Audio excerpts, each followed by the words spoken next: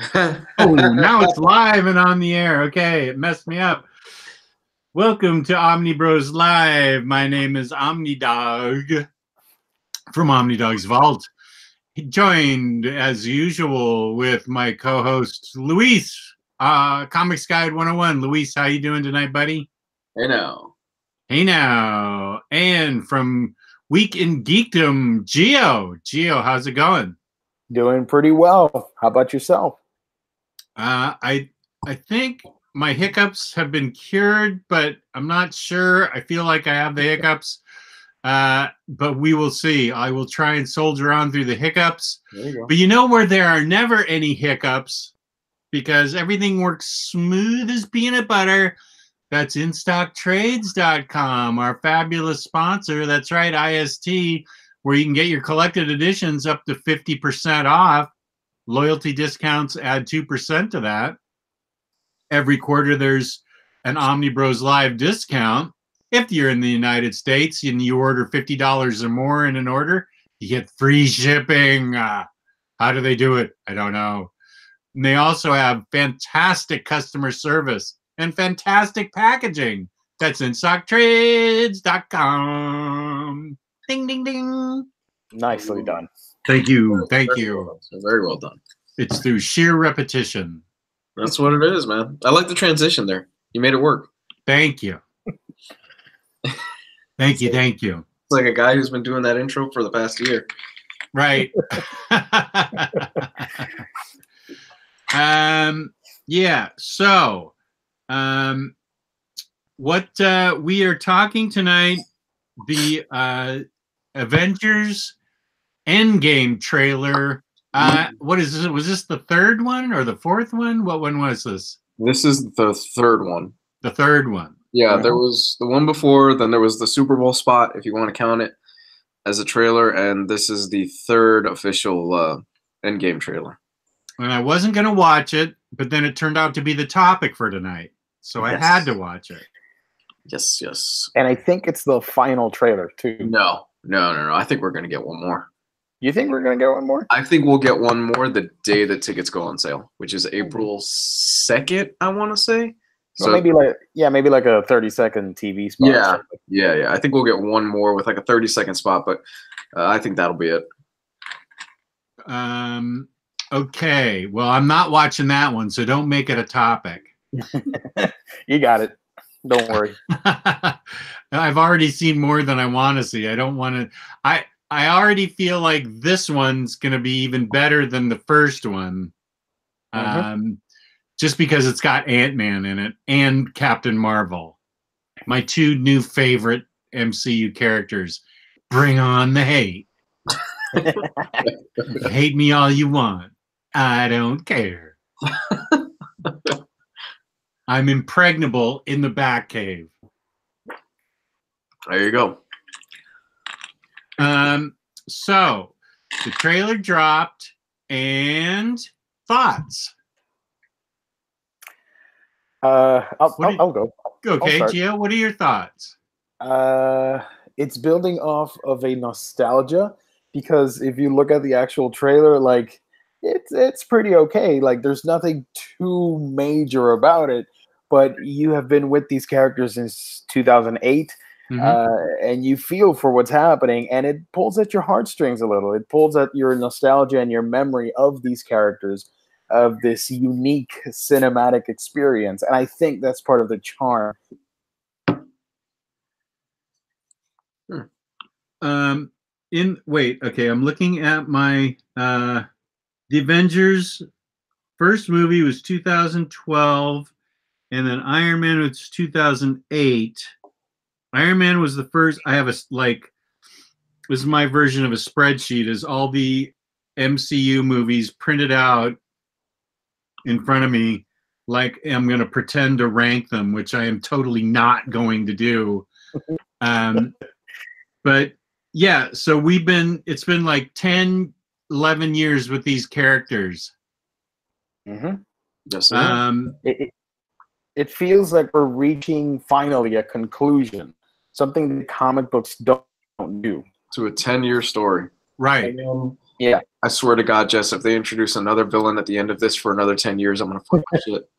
I'm gonna fuck my shit in the theater. At the end of the credits, it's Galactus was behind this all along. I will lose my shit. Yeah, that's a good point.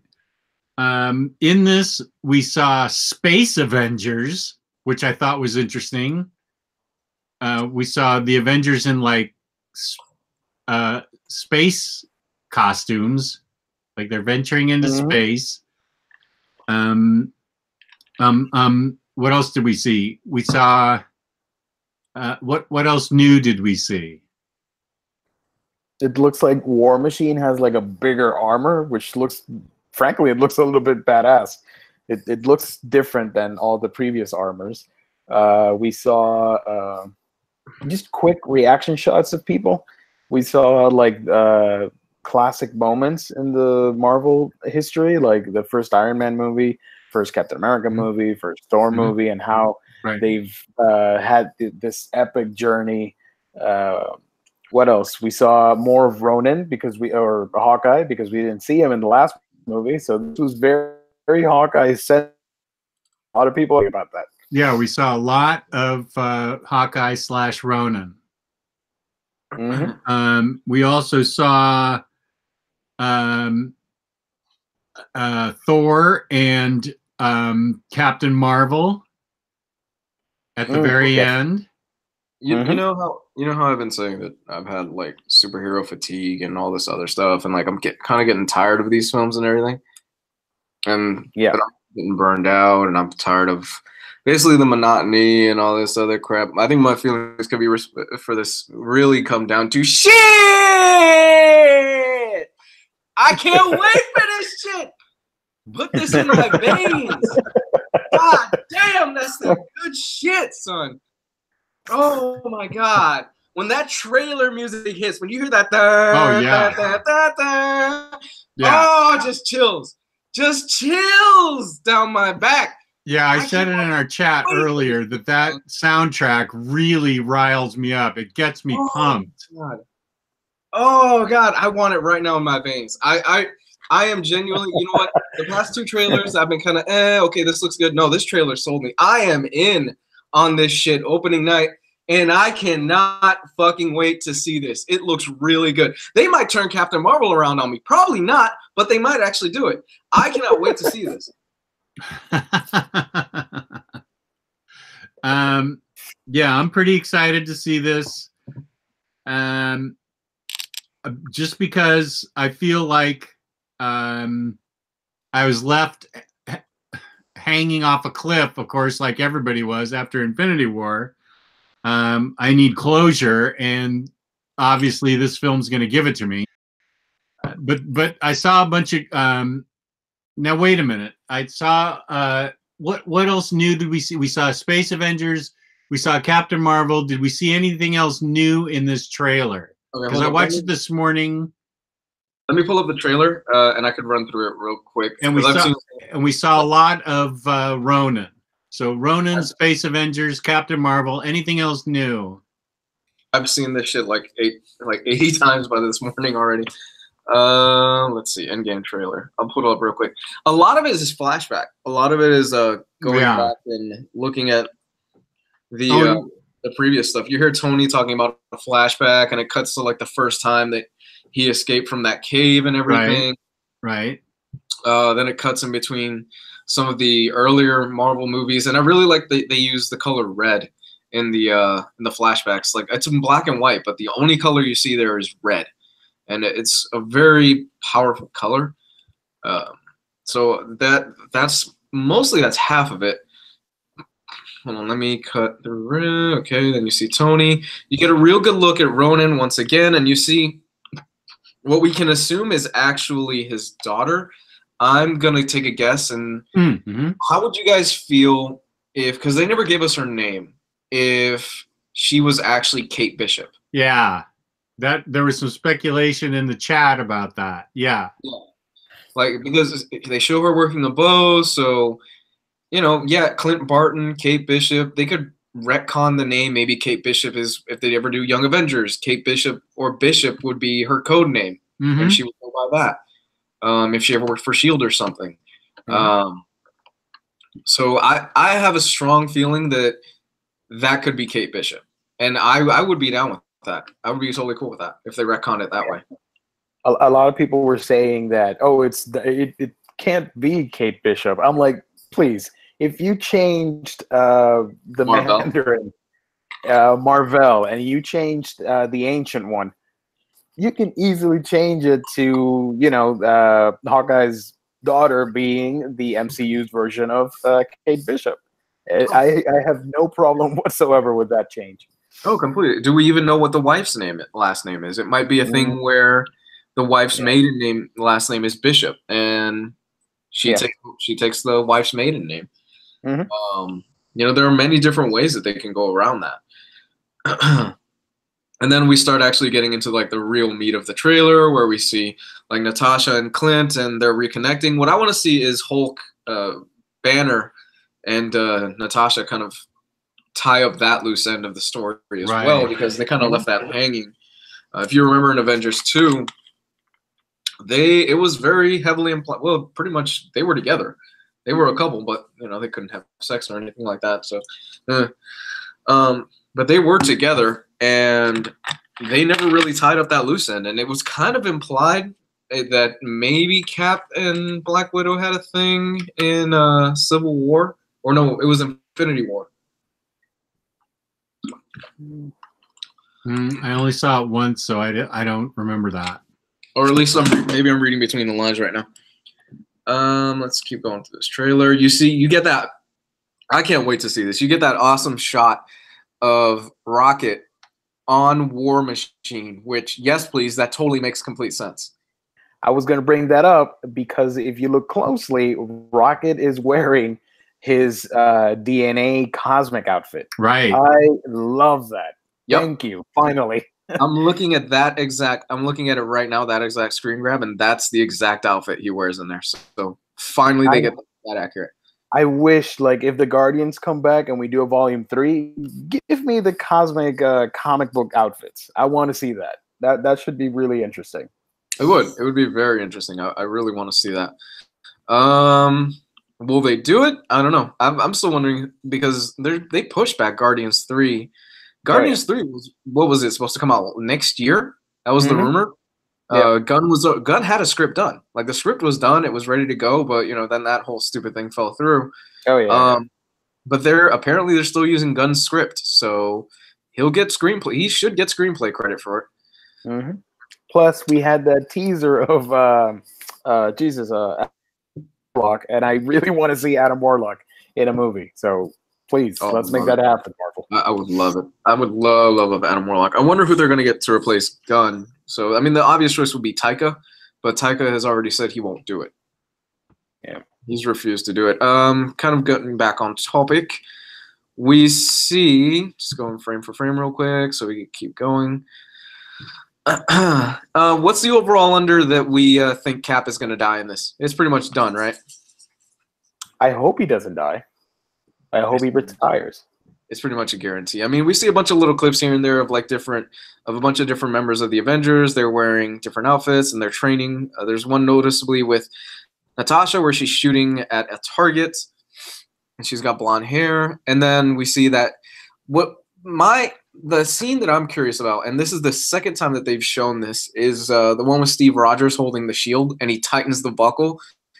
It looks like he's about to go into some serious shit. Could that be the scene, the infamous scene in Infinity Gauntlet where Steve is the last one standing and he's going against Thanos and he gives that badass speech where, I forgot how it goes, but it's basically like, as long as I'm the last one here or something like that, there's somebody here to fight, something like that. It's been a long time. But could that be that scene? And I wonder if they're going to do it. I would very much like to see that, because that's one of my favorite moments, actually, from Infinity Gauntlet. That's classic Cap right there. That is, yeah. I have no feeling either way whether or not he's going to die. You don't think he's going to die? Oh, you don't? Okay. I don't have a feeling either way if he's going to die or not. Yeah. I don't want him to die, because if you do an Avengers 5 movie with like different characters, and they need somebody to like rally everybody up and come out of retirement, it should be, in my opinion. I don't know.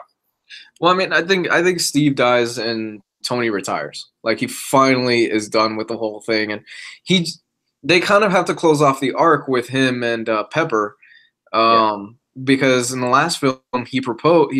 They were getting married. They were setting up the wedding and everything. That's why I've been harping on this for like the past year, that I really do think this movie is going to end, at least in some way, shape, or form, with Tony's wedding. Because that closes off that loop. Tony retires. He's like, hey, look, I'm hanging this up for good. You know, if you need me, give me a call, but I'm not going to be like there unless it's like a huge event. That way you kind of leave it open for Robert Downey Jr. If, let's say, 5-10 years down the line, they could bring him back if he wants to. Yeah, he's getting old and he's getting up there, but we just saw them de-age Samuel L. Jackson by like 30 years, and they pulled that off really well. Plus, they had already practiced that with Civil War when they de-aged Downey Jr. as well.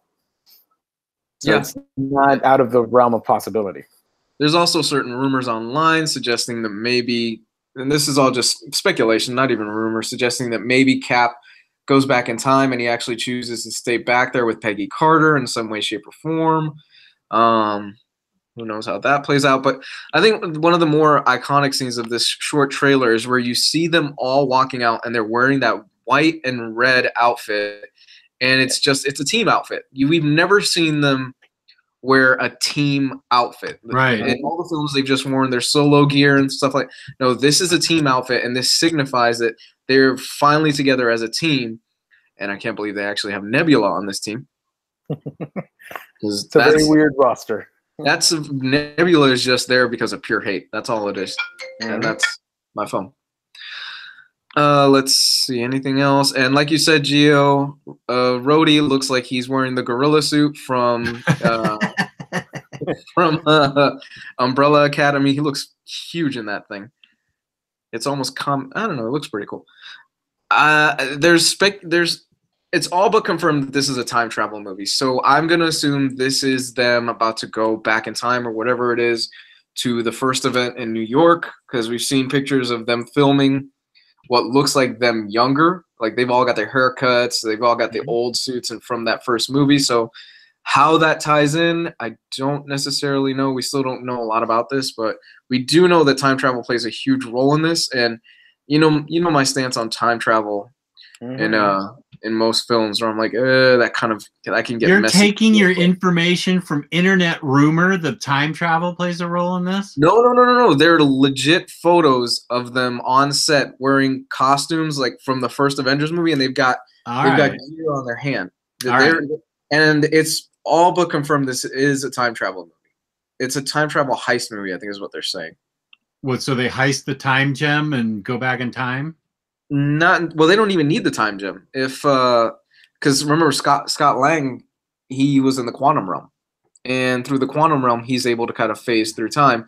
And then, if the rumors are to be believed, Brie Larson and Captain Marvel can do whatever they want in regards to what the script wants. So they can use that. No, but they said that Captain Marvel has again, this is all speculation, but Captain Marvel has the ability to travel through time because that's what the script wants her to do. So who knows? Who knows at this point? Okay. And that's pretty much everything we got from this. There's also that great scene at the end of the trailer where we see Thor interacting with Captain Marvel, and then the hammer flies by, and yeah, it was pretty cool. I like that scene a lot. I did too. So that's pretty much what we got from that trailer. I mean, it's a very simple trailer. There's not a whole lot to dissect. Just, you just got to wait for the movie.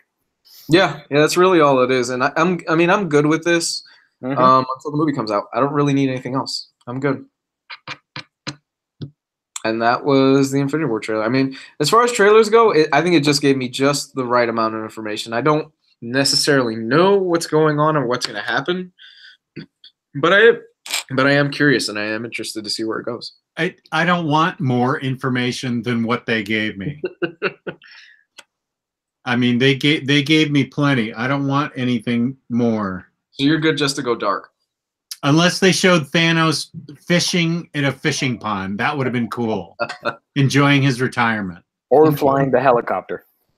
Right. I really hope they bring in the helicopter in some way, shape, or form. In this. Yeah. But yeah, that was the new trailer. I'm hyped. I'm super excited. And April can't get here soon enough. We should start hearing about reviews and reactions pretty soon. What's the date on this? The end of April, right, Gio? April 26th, I think. 25 or 26. So we should, if Marvel's track record is to be believed and they have a lot of confidence in this, we could probably say that reviews will be coming out probably like a week to maybe 2 weeks before the film comes out. So within the next 2 weeks, we should probably start seeing fan reactions and premiere screenings and things like that. Yeah. And I totally want to ignore all reviews. So yeah, we're gonna go dark that week. Yeah. I don't want to know any reviews or any opinions, anything. I want to go in blank. I want to go in ignorant. Can't wait for the Thanos copter toy. I can't either. If they release, I'm not a toy guy, but if they release a Thanos copter toy, I'm buying it. I will buy that. After we get our Cadillacs and Dinosaurs Cadillac. I really need to get that. So that was the trailer. Any last thoughts before we kind of move on?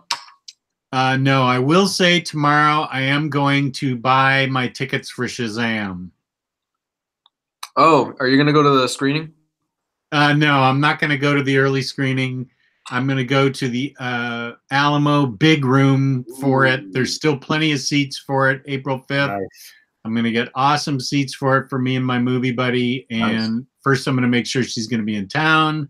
Then I'm going to make sure that we get perfect seats in the big room we've always wanted to experience. We don't even know what's in there. It's always... We always pass by it and it says the big room in the Alamo Draft House. We're like, ooh, we have to see a movie in there. What's in the big room? Yeah, for those of you that don't know, Fandango is actually letting you do a screening of Shazam like a week early. You can watch Shazam. It's next Saturday. You can get your tickets online next Saturday, so that's about a week early from the release date. It's almost 2 weeks early, almost. Yeah, it's almost 2 weeks early. I got my tickets for next Saturday, so yay. Super excited. So expect a review next Sunday, but I won't talk spoilers. I need you to do a review on your channel as well. Promise me that. I will try. Yes, thank you. There is no try. Exactly. So, just do. Just do or do not. Or do not. Shazam, I'm super excited for. I'm really happy that all the early buzz is. It's great. I'm not crazy about the early tracking numbers for it, but we'll see how it does. April's a pretty big month, comic book movie wise. April was horrible. This Shazam should have been Shazam should have released in February if they could have helped it, because there was nothing there, and that would have been a barn burner. Mm-hmm. You've got Shazam, Hellboy, and Avengers all in 1 month. Oh, Hellboy's in April? April is Hellboy. It's a horrible... I don't know what DC was thinking. It's a horrible month for them to release this movie. This should have... Had this been released in February, it would have cleaned out at the box office. Mm-hmm.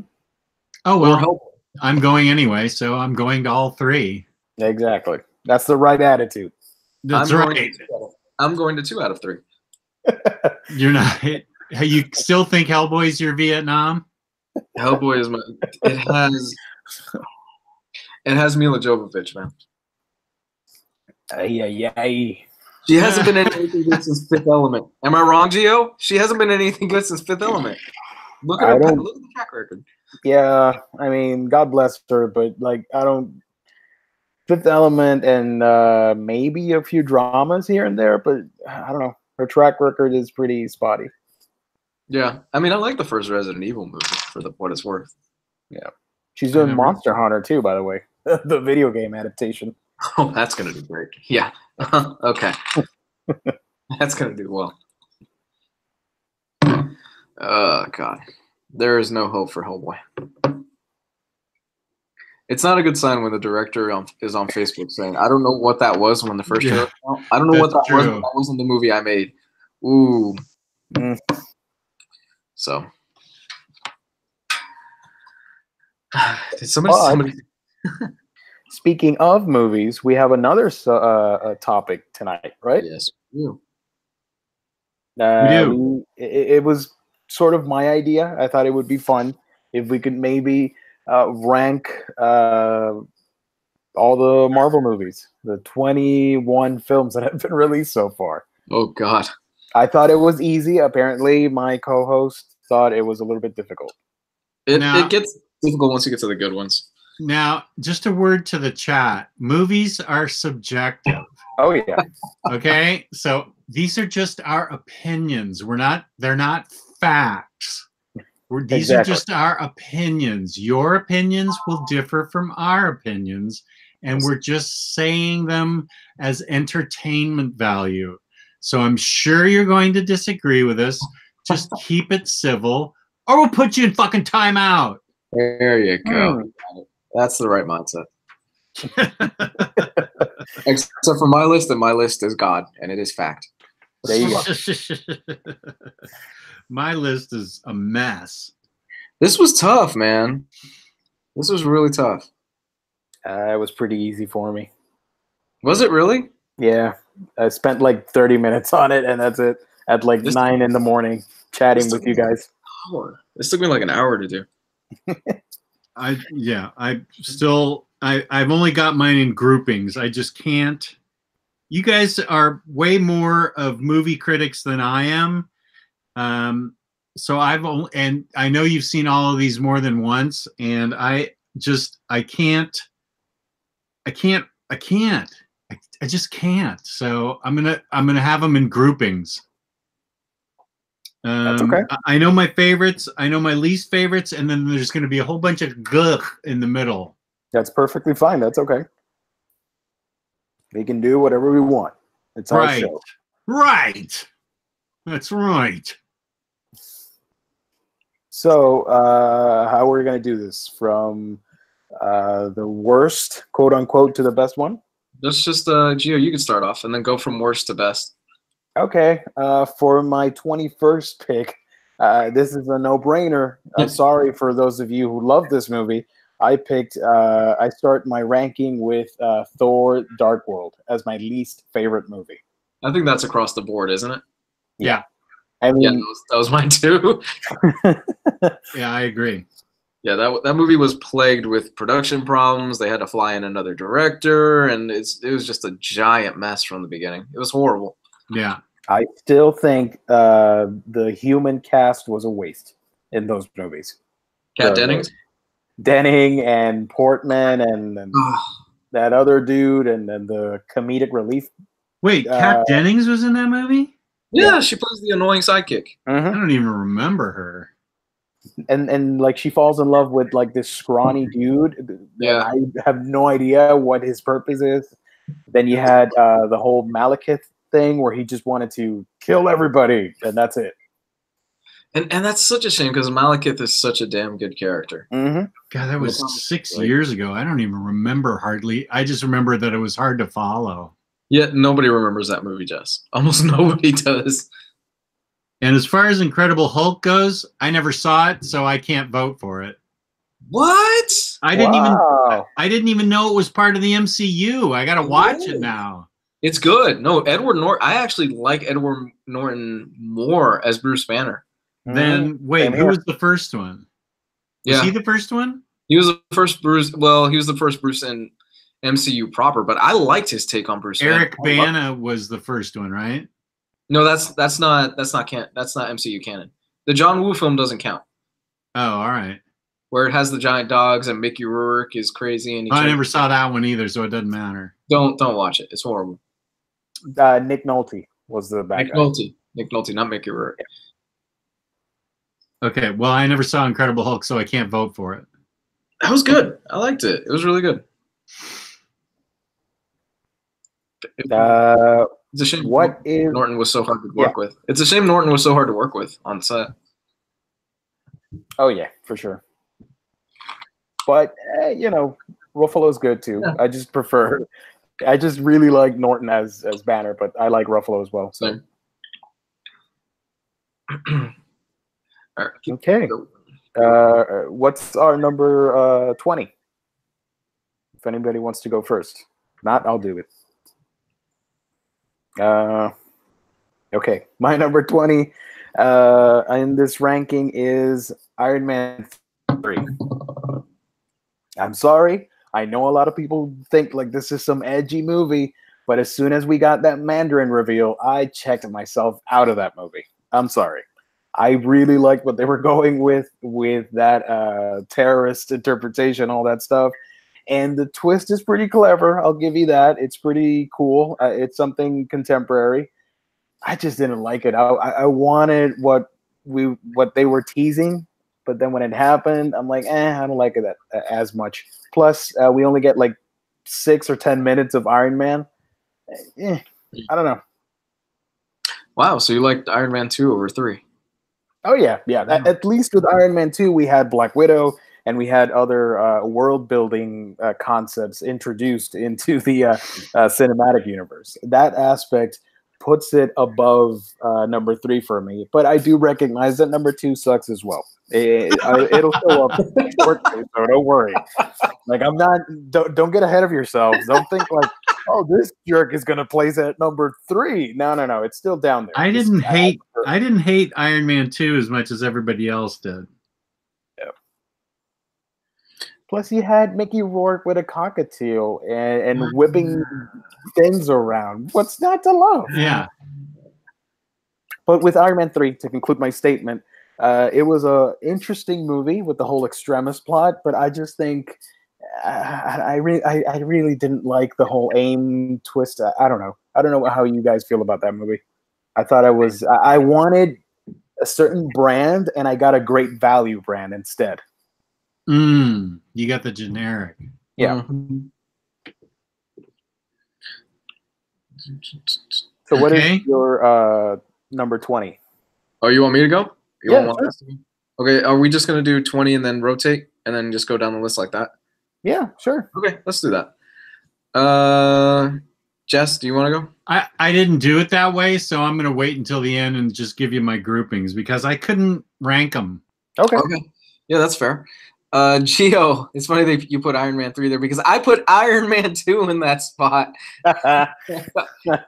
I'm not a fan of Iron Man 2. I think it's kind of messy. It's all over the place. You could tell Jon Favreau had a lot that he had to cram into that film. There was the SHIELD subplot introducing Black Widow, and it was just a messy movie overall. I did like actually Mickey Rourke as Whiplash. I didn't mind that. I thought it was pretty good. Mm-hmm. But that was Mickey Rourke when he was coming off of The Wrestler, and everybody was in love with him at that time. So. Mm-hmm. God, plus, we had a version of Demon in the Bottle in that movie, which was pretty weird. It was kind of a half-assed version of it. It wasn't really. They never really tackled it. It was. It was a Disney version of it. Yeah, because they couldn't go full alcoholic Tony. Yep. So I was like, okay. Okay. Number 19 on my list, Iron Man 2, for the reasons that you perfectly stated. There you go. I like it a little bit more than Iron Man 3 simply because of Black Widow and Nick Fury having a larger part in it. There's that cool scene at the end where we get like this map with like Wakanda and then like other superheroes, all that stuff. It expanded and really made you realize like this universe is happening. So for that aspect, I like it more than Iron Man 3. Yeah. My number 19. This should come as no surprise to anybody who listened to last week's show. It's Captain Marvel. And if you want to know why, then just listen to the hour-long rant that I had last week. I'm not going to get into it here. I went on like an hour-long rant on the Sunday show, so let's just move on past that. Okay. My number 18, I'm going to shock some people. Ant-Man and the Wasp. Fuck! Son of a bitch.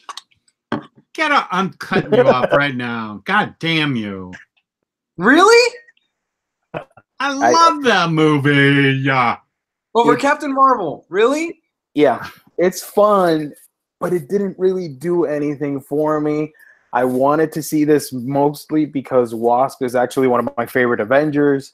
And everything else, it felt like you took what worked in Ant-Man 1 and you wanted an exact replica with a little bit more. So you got introduced to like what was this guy's name? Lawrence Fishburne, the scientist or whatever. And then with Ghost, which I thought, I get it, it's a different kind of villain, but there wasn't really a villain per se, just the government chasing after them, Ant-Man and crew. I don't know. I didn't laugh as they wanted me to.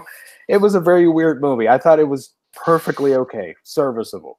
So Evangeline Lilly and the Wasp outfit just saved it for me because I love Wasp and I love Evangeline Lilly. So there you go. There you go. Fair enough. Okay, People are throwing popcorn at their phone, by the way. Yeah, you went on about 3 minutes too long, but so keep going. Sorry. So, okay.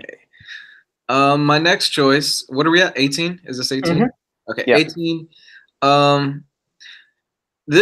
Honestly, this is actually where it started to kind of get tough for me because I recently just rewatched this, and in context of everything else that happened after it, this is a really important film because it does set up a lot. This is Avengers 2, Age of Ultron. Oh, okay. When this first no, hear me out. Fucker. You realize we have 21 films to go through. We can't take till 10:30 on this. Sorry. So, it's going to be a long night. So, Avengers 2. My problems with Avengers 2, I can't say it. My problems with Avengers 2 are that when I first saw it, it's kind of a messy film. Whedon, it was known as the Troubled Project, and it was known as the film that broke Whedon because there was a lot going on, and he had to set up a lot. I really felt bad for him. Apparently, people would see him on set, and he just looked like he was depressed, and he was a beaten-down man while filming this, poor guy. And it shows. It's more messier than the first Avengers film. It's got the same problem that Iron Man 2 has, where this film has to set up so much. It has to basically introduce the concept of Wakanda. It has to introduce the Claw. It has to introduce Vision. It brings in so much. But the thing is now, looking back on it, and I actually urge you guys to kind of watch it again because I got the 4K of it, and I really wanted to see how it looked, and I watched it again, and I was like, this isn't as bad as I thought it was the first time I saw it. And it does set up a lot. And a lot of things came out of it. Because it's a good movie. Okay. Well, I promise, Jess, I'll go quicker now. Okay. Number 17 is The Incredible Hulk. I really had a fun time watching it. I love Edward Norton. I love the Brazil stuff. And I love the Harlem fight. There you go. Okay. And it had my crush as Betty Ross. What's this girl's name? Whatever. Keep going.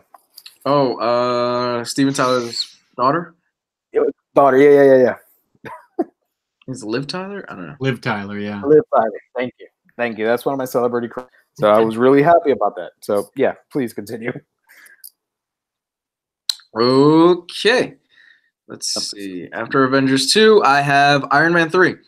I am a sucker for Shane Black. I like Shane Black's movies. I like Kiss Kiss Bang Bang. I liked, for some reason, he always sets his damn movies in Christmas. I like the Predator movie that came out last year, so if you want to just go ahead and boo my opinion on anything from now going forward.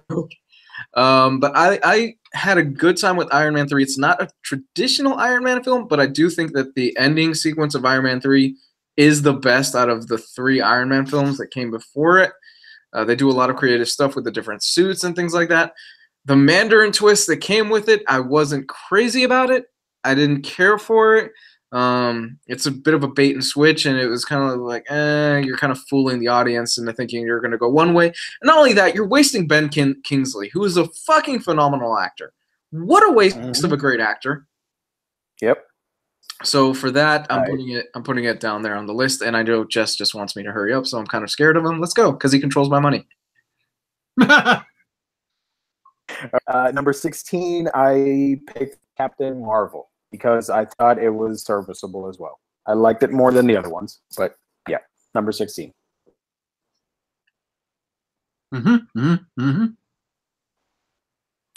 Okay, what was that? What was that last one? I was reading the chat. I'm sorry. Was that Captain Marvel? Yeah, Captain Marvel. Okay, that's fair. I agree with that.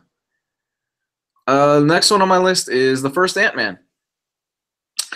And there's nothing really wrong per se with the first Ant-Man.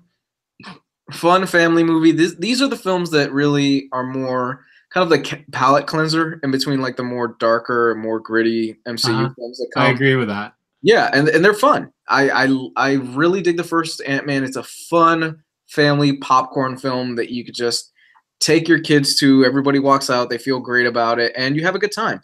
I really wanted to see what Edgar Wright would have done with this, like originally planned, but we didn't get that. I still think they did a great job with it, though. Nice. Okay, my pick for number 15 is actually Ant-Man. I agree with what you said. I thought the main problem was Yellow Jacket, which was extremely forgettable. Yeah, I agree. Completely forgettable as a villain. Yep.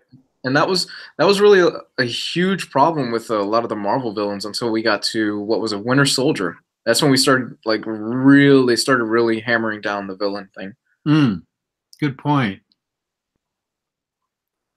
So what is your pick for 15? Number 15. Number 15, I'm gonna give it to Thor, the first one. Historically, Thor films haven't been exactly the best out of the MCU. They were known as the kind of weakest of the bunch, and the first Thor film is more of a fish out of water story, and it's a lot of fun.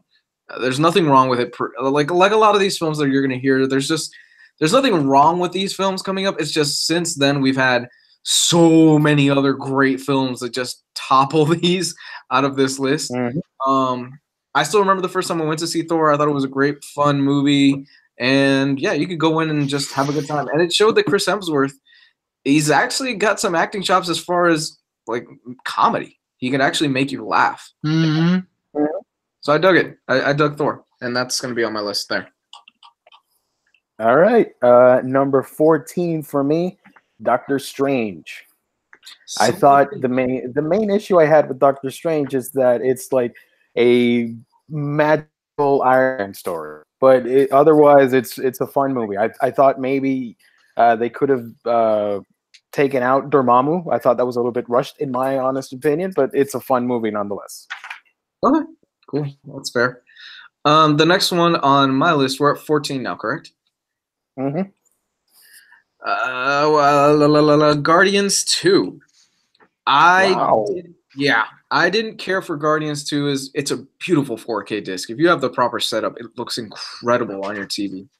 I wasn't that crazy about Guardians 2, especially coming off the high of Guardians 1. I didn't hate Guardians 2. I just thought it wasn't as strong of a film as the first one. It's really a story about fathers when you look at Guardians 2, and there are still moments in there that just choke me up, especially the moments regarding Yondu and regarding the relationship with fathers, me being somebody that I don't have the best relationship with my father, so it really hit home on that personal level. But again, it's like I've been saying, it's not a bad film. It's not as strong as some of the other films that have come out. The music on this one, I didn't think the soundtrack was as good as the first. I thought the music choices were stronger in the first. And yeah, I mean, I was mad that Gunn left the project for Guardians 3 because of everything that happened, or he was kicked off or whatever. But who knows? Maybe some new blood will do good for the series too. Yep. Okay, number 13 is Thor, the first Thor movie. Fun, great action adventure, and everybody can admit that those bleached eyebrows were pretty epic. Like seeing, for the first time, you're like, it's not on Earth, and we see freaking Asgard and the Rainbow Bridge and all that stuff. So I like that stuff. Yeah, that's my pick for number. It was really cool to see those Jack Kirby like buildings and not Jack Kirby, like Walt Simonson buildings and stuff. Yeah, because it looked straight out of some of the Walt Simonson stuff. Yep, and a lot of Dutch angles. Watch that movie again. There's a lot of Dutch angles. A lot of Dutch angles. All the Dutch angles. Dutch angles. Next on my list is Incredible Hulk. I like the first Incredible Hulk. I would have loved to have seen Edward Norton come back for more. And the last fight scene in, was it Brooklyn, New York? I forgot where it Har- takes place. In the Harlem. Harlem. Yep. The Harlem fight is awesome, and it's basically just 30 minutes of the Hulk and God, I can't even remember the bad guy right now. Abomination. Abomination. Hulk and Abomination just going at it, and it's such a fun film. I think it was one of the better Phase 1 movies, and it's such a shame that Edward Norton was such a pain in the ass to deal with on set, and they couldn't do it. They just they couldn't keep him, so damn shame. If you get a chance, there's a deleted scene that is now canon where he puts the gun in his mouth and he pulls the trigger. That was originally going to be in the film, but they cut it out and had it as a deleted scene, but it's canon now. So, My 12th pick is Avengers 2, the Ultron movie. For the reasons you stated, I just liked it a little bit more than you. well, that's fair. That's fair. Let's see. Going down the list. Where am I? Incredible. Okay. We're at 12. Having just rewatched this again the other night, and goddamn, it's a really good looking 4K, but the sound is shitty, which seems to be the problem with Disney 4K DVDs. I'm gonna give it to Captain America. I love Captain America, and I still think this has, for me, the best Captain America suit that we've gotten out of all of them, where he has it's the ultimate suit basically, where he's still wearing kind of the military garb and he's got the helmet. I really dug this film, and watching it again for the first time in years the other night, because I'm getting ready to watch Endgame. It reminded me just how good of a film Captain America really is. And it's a World War II film. It's shot like a World War II film. Some of the stuff is a little bit kind of tacky, especially like the little boy that falls into the water. Jeepers, mister, I can swim, or whatever it is that he said. And I was like, oh, God, that's so terrible. But it's still a great and fun World War II movie. Okay. My pick, for number 11 is, and this will shock some people, Thor Ragnarok. Son of a biscuit. I like the visuals. I like the story somewhat. I was not a fan of the comedy. Really? Really? What's so great about it? Did you not laugh at anything in that film? Oh my God, Gio has no sense of humor. Write it down. I don't know. I thought it was kind of cringy at some points, but for the most part, I love the Sakaar stuff. I just think it went overboard later on, and it killed some of the tension. I don't know. I wanted something else completely. I didn't like the whole Hela twist. I don't know. Whatever. Did you not laugh at Korg? Hey, man. No. Yeah. There's some really clever writing and jokes in there, but I think at some point near the end, it just became a little bit too much, and it sort of felt to me like a slapstick cartoon instead of something like Ragnarok, like the end of the world. Whatever. Oh my God, man. I'm so disappointed in you, Gio. Yeah, I kind of am too. Have you seen Taika's previous film, What We Do in the Shadows? I've never seen the film in its entirety, but I've seen pieces of it. Okay, that's hilarious. Man, I don't know how to recover from that. Okay. Me either. Sorry. Jesus, Gio. It's like the air's been let out of a balloon on the show. I'm gonna go with Doctor Strange. I really dug Doctor Strange. It's a good origin story. It introduces the more mystic area of the MCU, and it brings in different concepts and different perspective of what's going on in the MCU. I like B.D. Wong as Wong in the movie is great. He is awesome and he's hilarious, and I wanted more of him.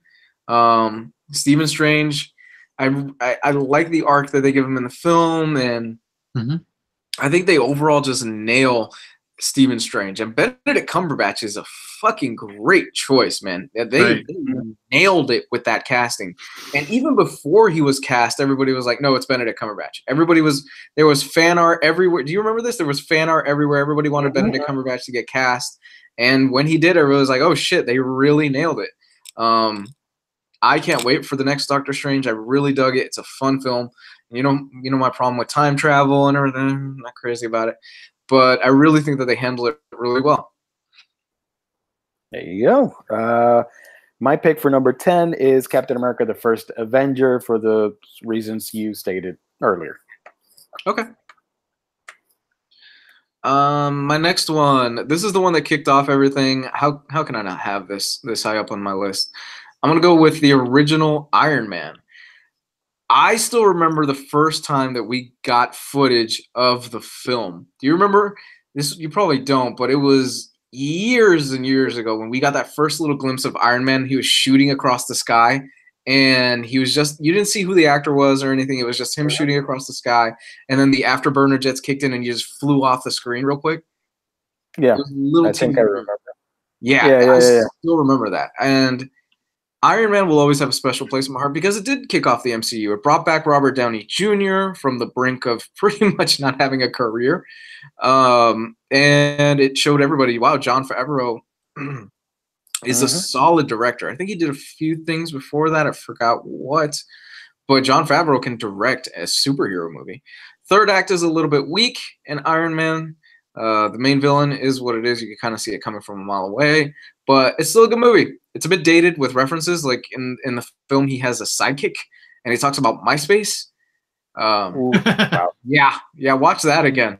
It'll take you back in time. Interesting. My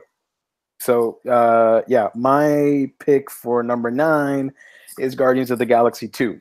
Even though I prefer, I know the first one is the superior one out of the two, I actually prefer the story more in the second one, but I can't deny the fact that there are better films out there in the cinematic universe. For number 9. Oh, good choice. Did it hit you in the feels when Yondu died?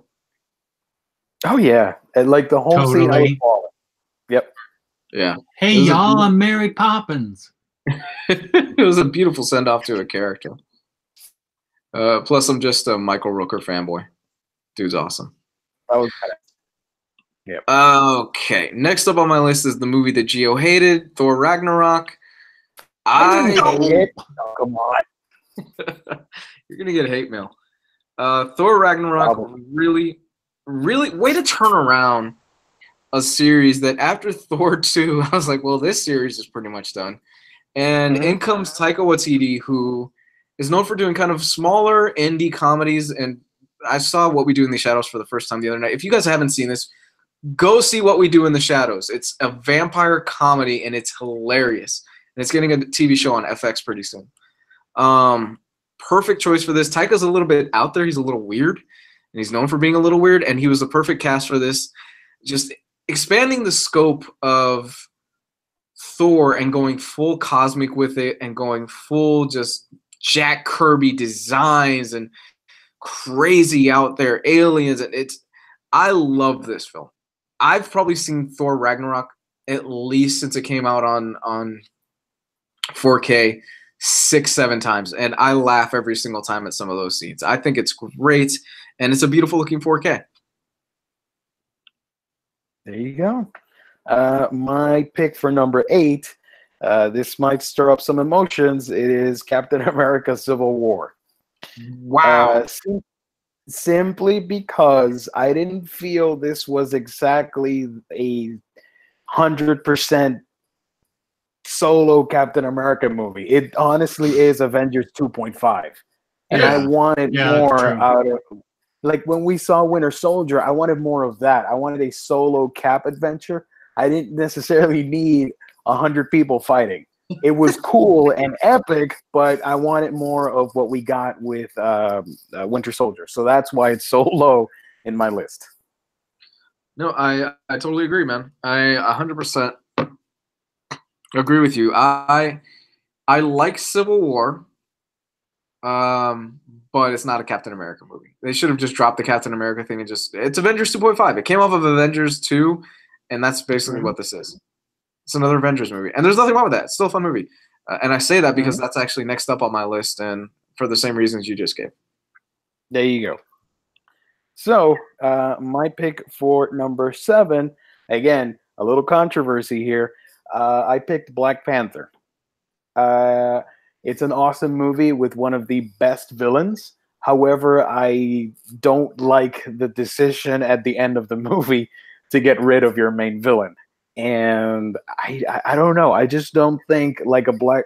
I want to see how creative they go with a sequel to Black Panther and what they do with his roster of villains, because I would have kept some of those guys alive for a sequel. Yeah. I don't know.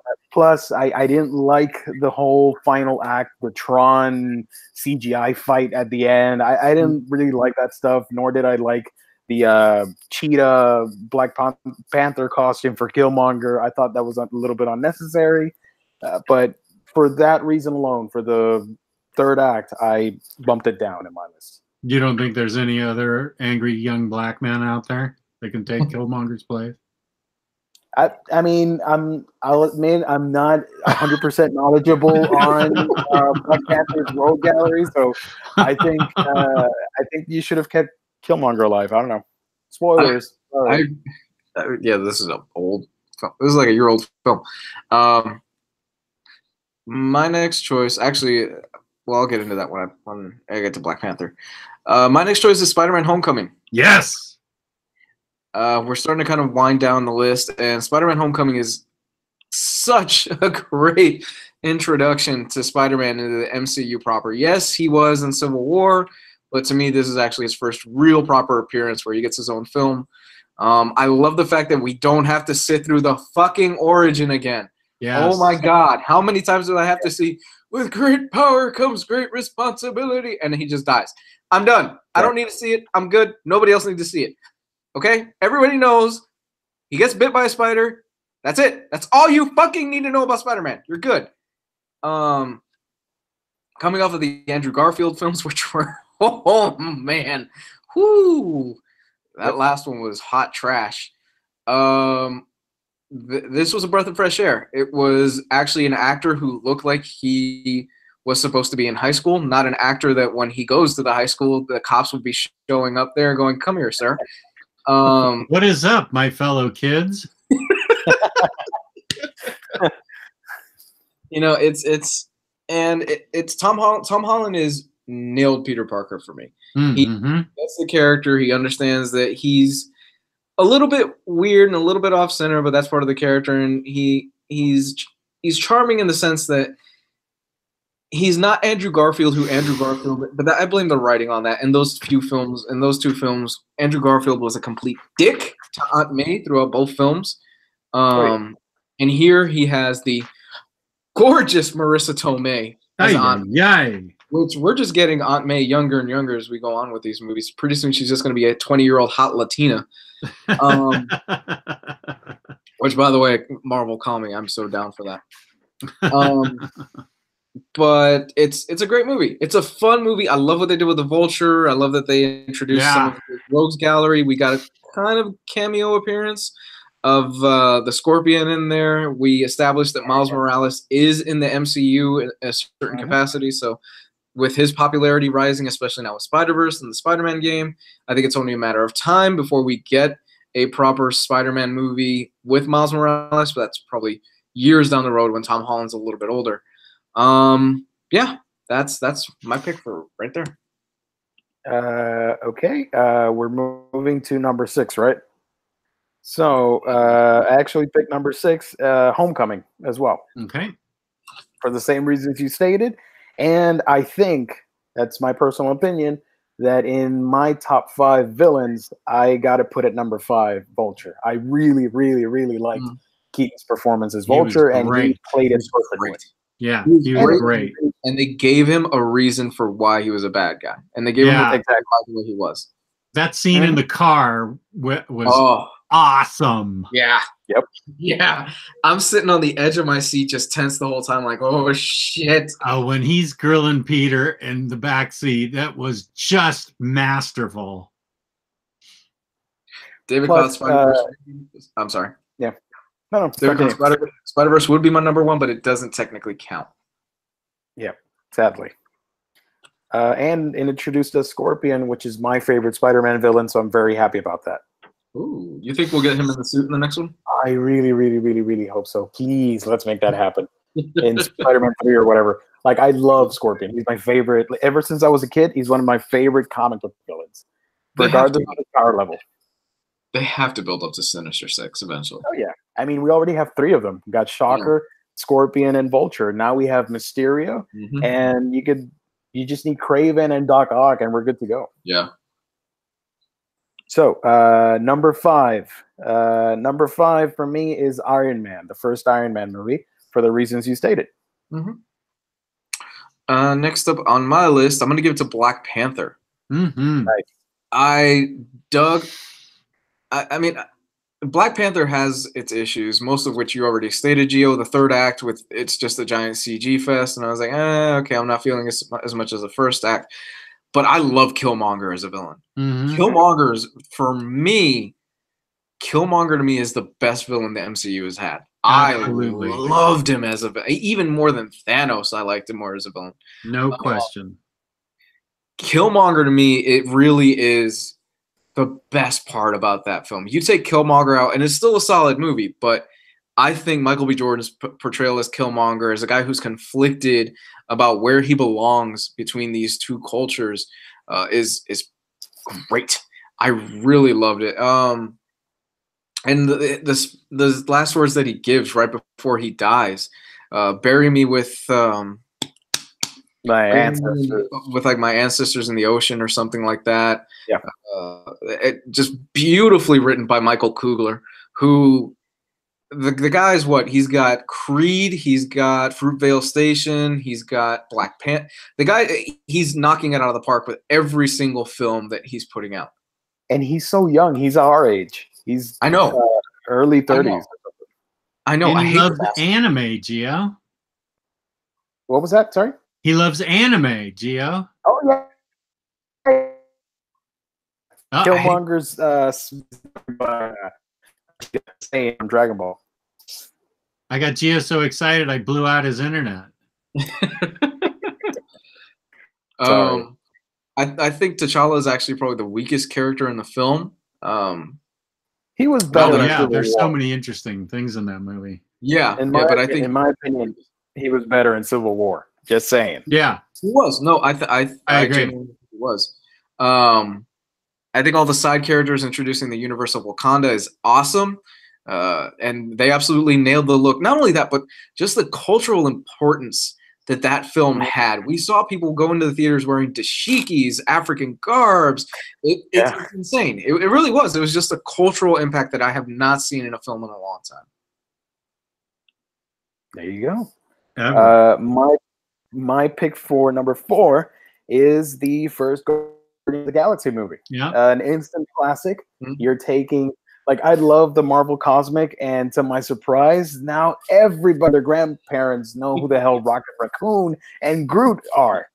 Holy crap. That is impressive that you can take D-listers and make them A-listers. Props to James Gunn for that. My next choice is... Look, this is always going to have a special place in my heart, no matter what. It's this came out This came out the night before I graduated college, so I remember this fondly, and I always will. My next choice is Avengers 1. It was such a great moment that you see, which I personally never thought they would actually get it done. You would see all these different films that you watched, and they finally came together into an actually good and coherent film, and they got the right director to do it at the right time. They got Joss Whedon, and I will always have that moment in the back of my mind where you see the camera just spinning around and you see that shot where you see the Hulk, you see Thor, you see Iron Man, Captain America, just all the Avengers together. And it's, oh my God, it gets me excited every single time. And not to mention, it's probably the best looking 4K that Disney has put out. Thank you for mentioning that, because I was going to say, I still think that's one of Marvel's best looking movies out of everything. Yeah, the 4K on it is gorgeous. If you get a chance, it's definitely worth a pickup. All right. Number 3, Infinity War.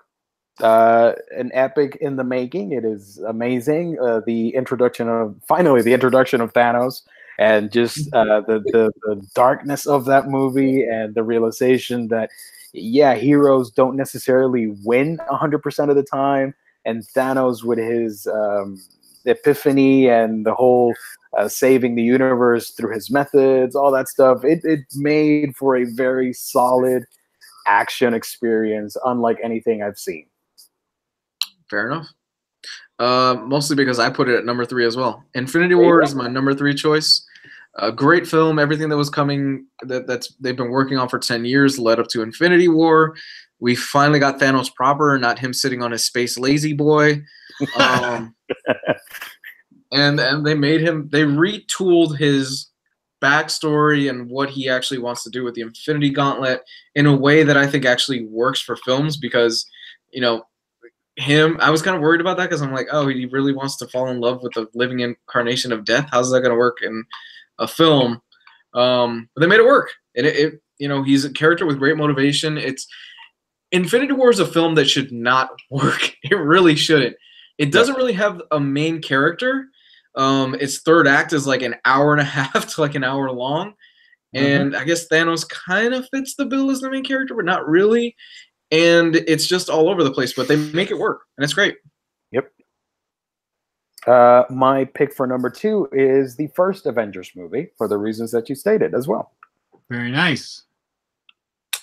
My pick number 2 is Guardians of the Galaxy 1. Nice. I loved Guardians of the Galaxy 1.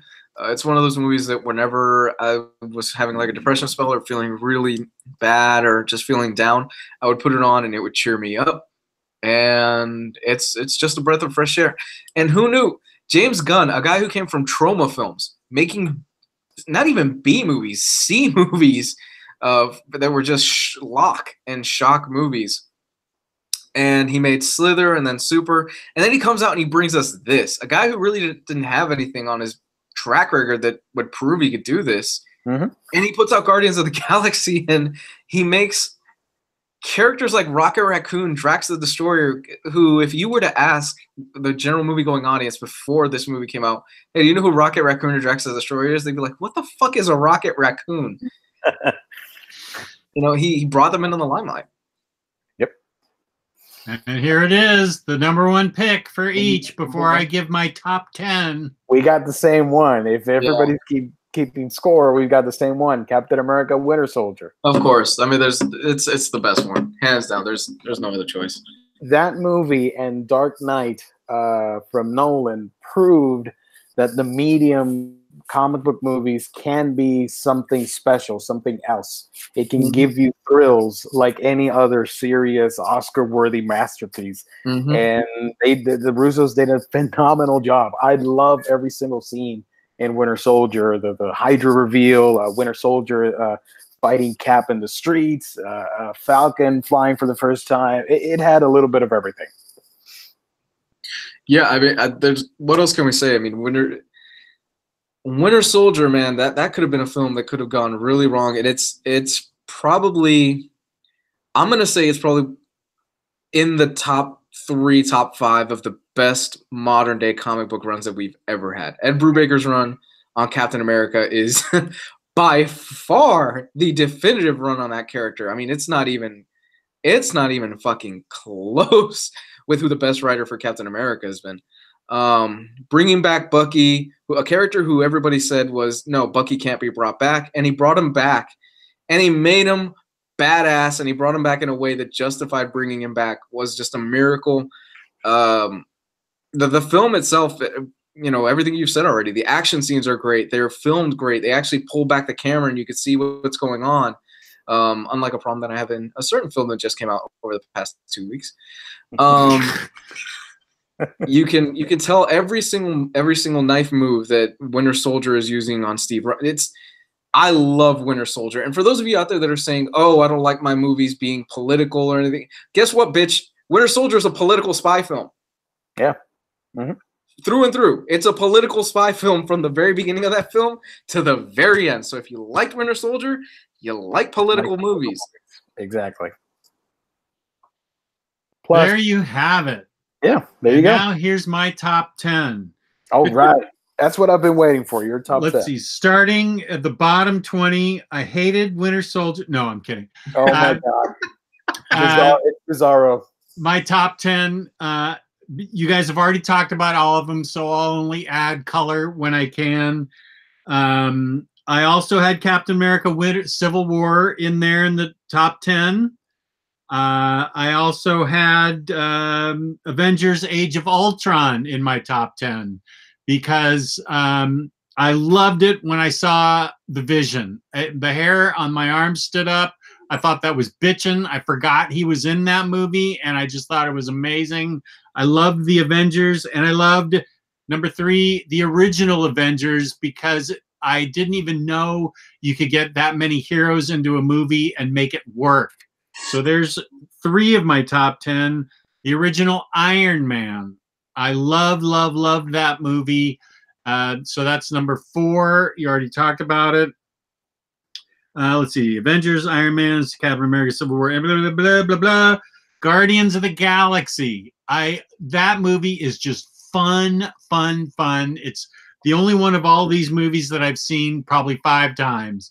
I just had a blast at that movie, and it is just satirical fun. It is full of everything great that is fun in a movie.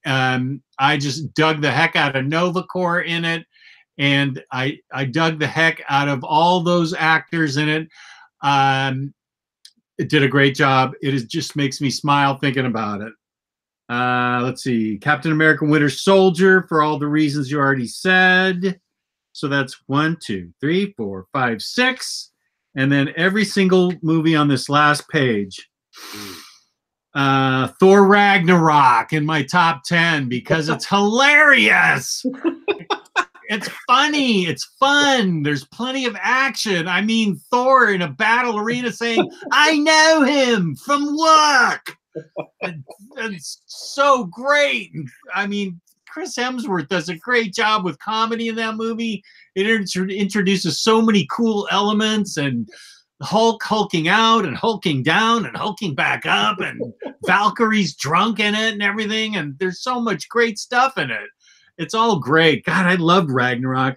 I love Doctor Strange. That's another one in my top 10. I thought that Benedict Cumberbatch did a great job. I thought his origin was wonderful. I thought everything was great in it. I didn't mind Dormammu. I thought Mads Mikkelsen was great in it. I just dug the whole movie. I love Doctor Strange. Spider-Man: Homecoming, loved that movie. Loved everything about that movie. You guys already covered everything and every reason I loved it. It just seemed right. He is the best, in my opinion. He's the best Spider-Man we've gotten so far. Simply the most believable. He does the best job with the most believable Aunt May. What is Peter Parker doing with a 90-year-old Aunt May? It's more like great Aunt May.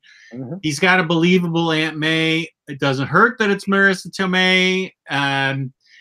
I absolutely loved every bit of Homecoming. And Spider-Man, side note, Spider-Man is the only Marvel movies or superhero movies at all that my wife will go see with me, and she loved Homecoming as well. Let's see, Thor Ragnarok, Doctor Strange, Spider-Man: Homecoming. The last in my top 10, Black Panther. I love Black Panther. You guys already said everything great about it. And I will say this about Killmonger. Why, in my opinion, he's a better villain than Thanos.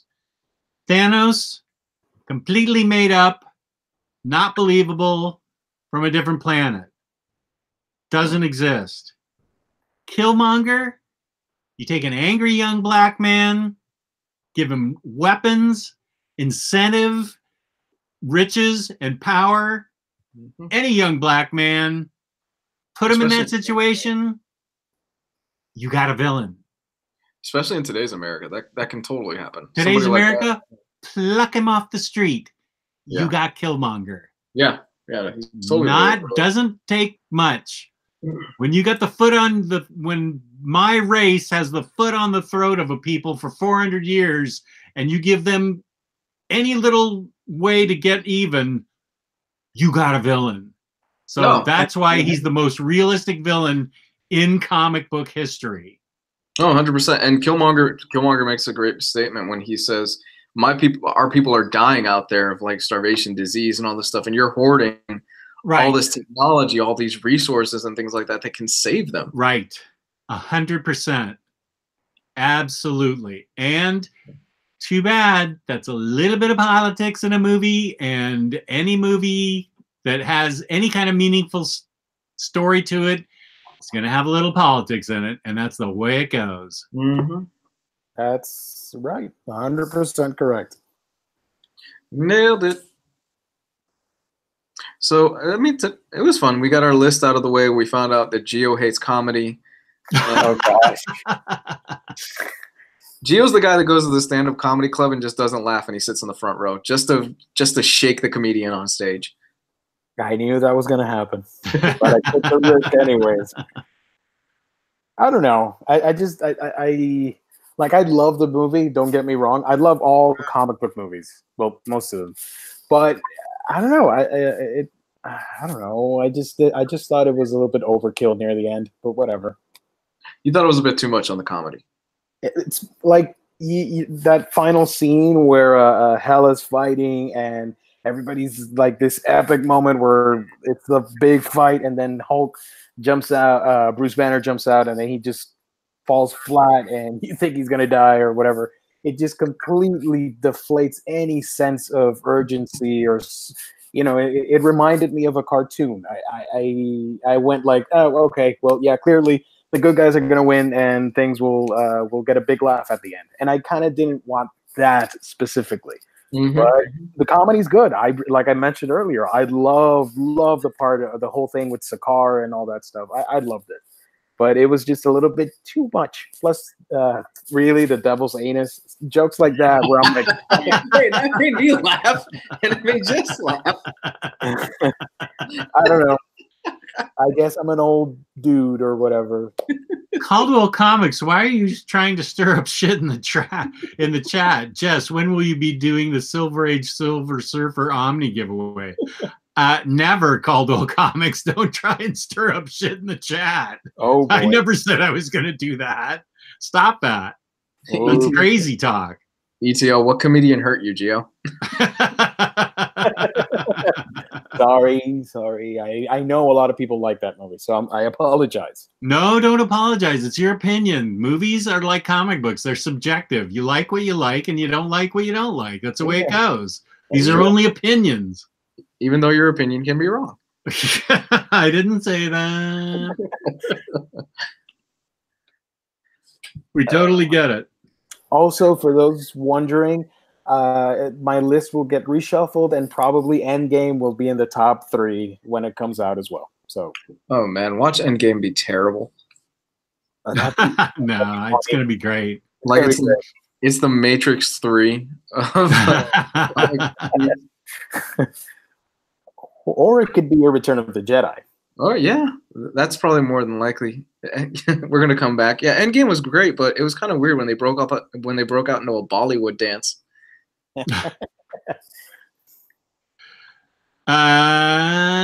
One thing that is not subjective opinion, but is fact, is that InStockTrades.com is great because they give great service, fabulous service with fabulous packaging. If you order over $50 in the United States, you get free shipping. Every quarter, there's an OmniBros discount code. If there's loyalty discounts that add 2% to that, and you go there to get up to 50% off your collected editions. That's InStockTrades.com. I did it backwards. Very nice, regardless. Don't worry about it. You did great. What I forgot? No, you did great. You did great. Oh, okay. I thought maybe I forgot it because I did it backwards. Like, I wish I had that talent. You're a professional radio broadcaster. You have that talent.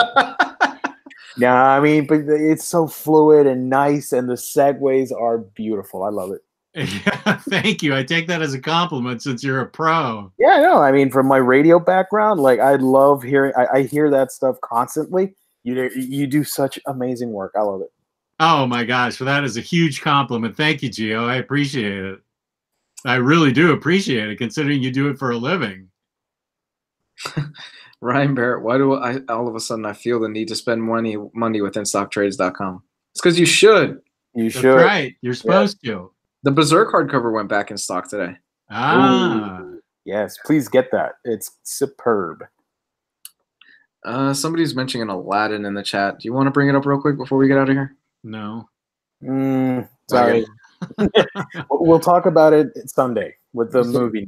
Yeah, that'd be a perfect time for us to talk about it on Sunday with the Sunday news, the Aladdin trailer. So there you go. Because I haven't watched it yet, so I should watch it and then we can talk about it. Also, for the people that are watching this episode pre-recorded or recorded, sorry, post your rankings down below. I'm very interested in finding out as well. Okay, well, that pretty much wraps it up. Gio, where can they find you? You guys can find me here on YouTube, A Week in Geekdom, where I talk about anime, manga, movies, books, and all that stuff. So subscribe, please. And Luis?